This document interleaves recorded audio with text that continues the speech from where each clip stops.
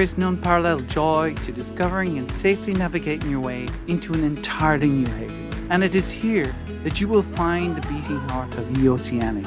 From popular harbours to hidden sequestered anchorages, eOceanic opens a world of entirely new cruising possibilities. Within our covered area, eOceanic provides the deepest, broadest and most visual seagoing information obtainable. This all comes alive in the application, which places the most relevant information you need right at your fingertips, wherever you go. It also provides unique new tools such as resource search, which enables you to uncover specific boating and leisure resources that you might want from your surroundings when out and about. So whatever you might feel like or require at any given moment, you can discover it with eOceanic. And we are proud to say eOceanic's pilotage, which took nearly 2 decades to perfect, conveys an understanding with a natural ease that is quick and reliable. This is because everything is simplified, structured and searchable throughout, with added icons and visual aids that quickly summarize information. They also have a specific flow. Where is it? What is it? How do I get in? Why would I find this place interesting? What are the facilities? All with increasing detail as you progress. All these combined so you can quickly filter through the many options we provide to find exactly what you need, so you can lean into the targeted haven you selected. Moreover, and because each eOceanic haven is tightly consistent, once you have entered one haven with eOceanic, you have the layup for each and every one thereafter. So let's get started. First off, let's look at how the havens present in the application and how you will discover them. Then we will look at the information flow. But before we get into all that, let's look at how to get the haven information onto your device. Here we will need to split the information into 2 areas, haven text and haven imagery, like what we see here on the home page. In computer terms, text occupies a negligible amount of storage. As such, we automatically download the haven text when you install the application. Updates thereafter are displayed on the home page, and it is updated by touching the update button at the bottom. So you already have all the haven text information, along with other space-efficient text resources, such as the positions of eOceanic objects and the annual tides as part of the installation process.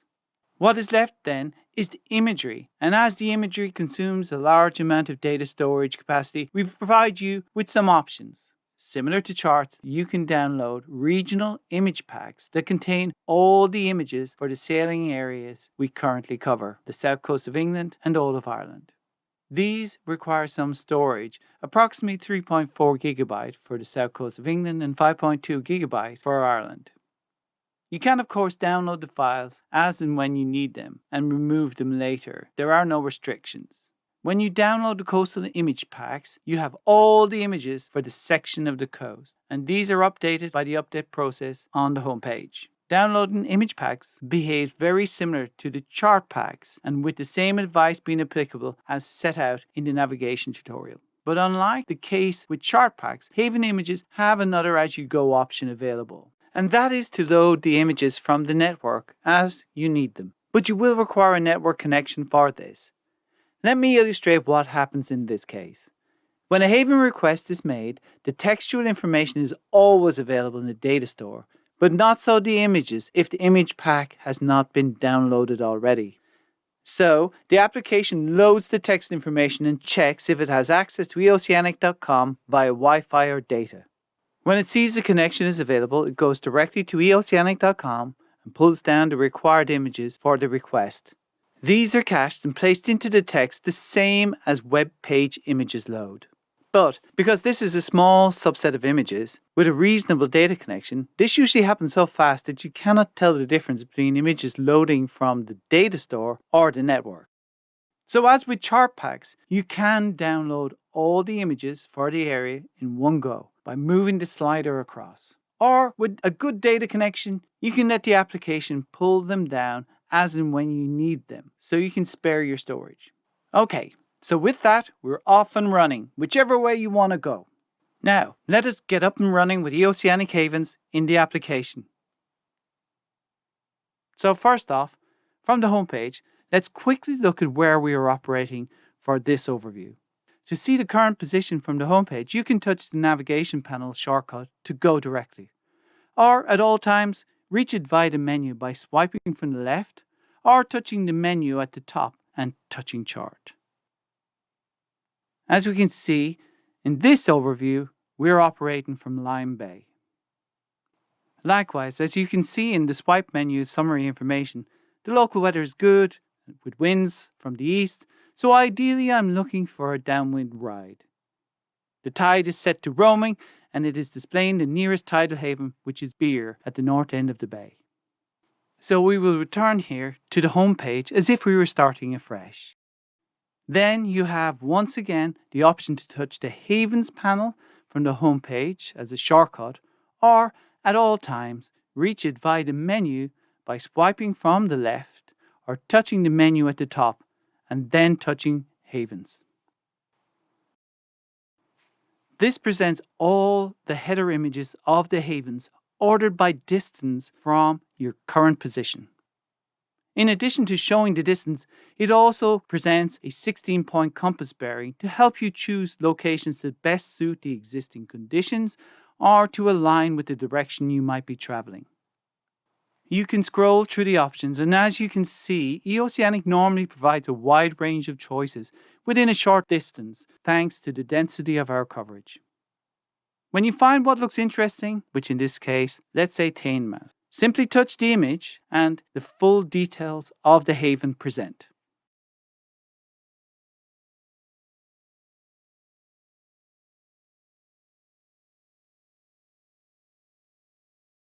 Click the back button to step back up, or list to step back up to the list. It is as simple as that. Touch havens and you will get a list that shows all your options in order of distance from where you are presently. This is the haven view, a very visual selection ordered by distance. You also may access the havens on the chart. Select Chart and Chart Settings. Touch the Havens toggle to display the haven on the chart. The havens do not appear on smaller scale charts, so you might have to zoom in a little to get to a more detailed large scale chart for them to appear. Then it is a matter of a pinch and zoom to explore the chart. In this case, we will go to Teignmouth again. Long touch the pin marker and you get the toolbox where it is possible to get the details once again. Or set a course directly for its position or its initial fix, the latter being a safe or the optimal point to commence a final approach on the haven itself. Press the back button or chart to return to the chart, and you can examine all the haven pins in the same way. So this is how we can visually discover surrounding havens such as Teignmouth here. Either touch havens to see all the havens listed by distance, or discover them via the chart and touch their individual pin icons. You can also use a text search to find a haven. To do this, you need to go to Havens to direct the search to the havens list and then touch the search icon to open the search box. The application provides two levels of search. A quick title search, which presents matching haven names after 3 characters are input without the need to touch Go. Then the latter is a complete haven text search, which is executed when Go is pressed. Teignmouth is an unusual name, so let's try something a little different, like Lime Regis, where there are more matches to illustrate the point. As you can see, once 3 characters are entered, the quick search starts to suggest havens which have these characters in that order. As always, the results are shown in order of distance with the closest result up top. Now, let us illustrate the complete haven text search option by choosing something that would be more likely to be in the Why Visit Here section. As we are in Cornwall, let's go for smuggling and see what is referred to in the havens around us. So as we input smuggle, we can see no haven has that as a title, so there are no quick title search results. But once we touch Go, I get the havens which have the word smuggle in the text, all ordered by distance from my present location. We can see there was ample smuggling activity along this coast in the past. So that is how you can find havens of interest. And now that we can quickly find havens, Let's look at how the information is presented so you can quickly get what you need. So let's pick somewhere different. In fact, one of my favorite sequestered hideaway anchorages springs to mind. The breathtakingly beautiful Merlo Bay, located close south of Fairhead, the northeast corner of Ireland. Let's take this as our example haven. Think of eOceanic's information flow like a standard stick-shift gearbox. We're trying to give you the top-line information very quickly, then layering increasing levels of detail. So if at any time you feel this is not a suitable haven for you right now, you can hit the brakes before you're too far up to speed and quickly reverse out. The haven page opens to a header image, which immediately gives a good idea of the experience that is available at any given haven. The summary text then beneath is tightly structured to provide the maximum boating information across every type of haven in the shortest amount of time. The flow is as follows. The first line is where is it? The second, what is it? Then a new paragraph commences with the shelter the haven offers, followed by the navigation involved for access. These are both plain English descriptions that will include one of 5 eOceanic shelter classification words and access involvement classification keywords. These keywords indicate the level of protection you may usually expect from the haven and how easy its access will be. eOceanic has 5 grades of shelter in order of best to least as follows: complete, good, tolerable, exposed, stay aboard. eOceanic's 5 grades of navigation involvement in reasonable conditions from easy to complex and are as follows: safe, straightforward, attentive, careful, highly involved. These keywords will be self-explanatory in the context, and you don't need to worry about remembering these, as we do summarize these by star ratings.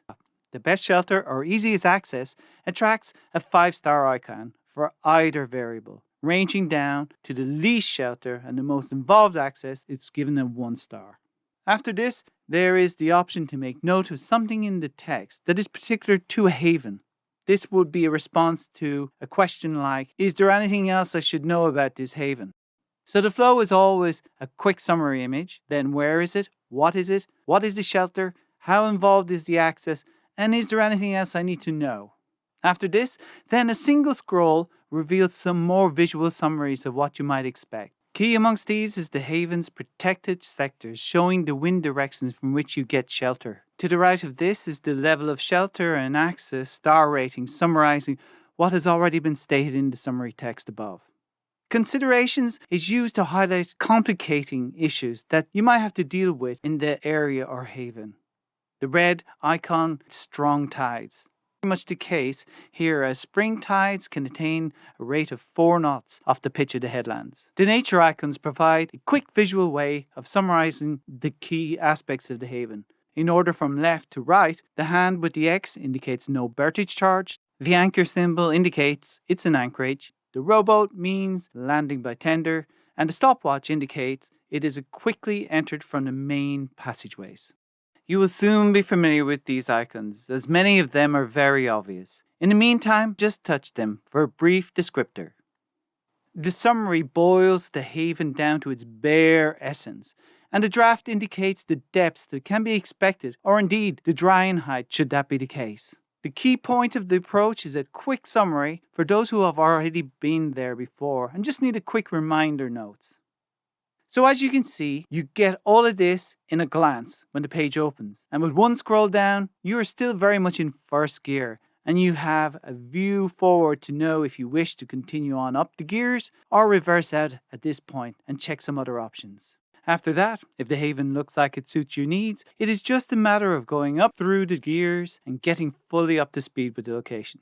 What's the story here is a deeper location overview. How to get in is the pilotage for making the approach. This is broken into 3 broad sections, separated by the convergence icon, the initial fix icon, and the haven pin icon. The convergence icon denotes the pilotage handover from routes to the haven entry.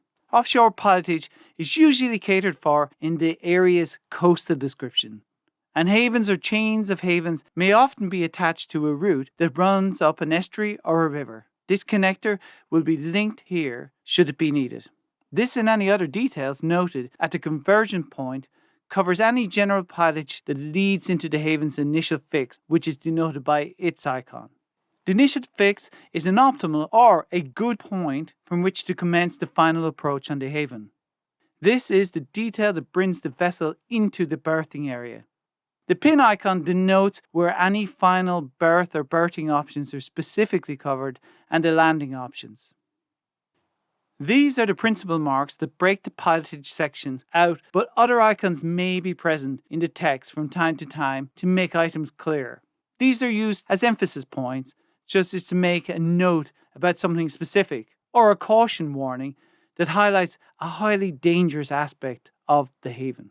Finally, there may be directional icons to make it clear that the descriptive section of text is detailing an approach from a specific direction exclusively. After this, we focus on giving you the haven its story in the Why Visit Here section. This is to provide the inspiration to visit, and for those who chance upon it, a proper introduction so that the location may be better understood and enjoyed. As we can see here, even this out-of-the-way Merlot Bay is steeped in history and interest.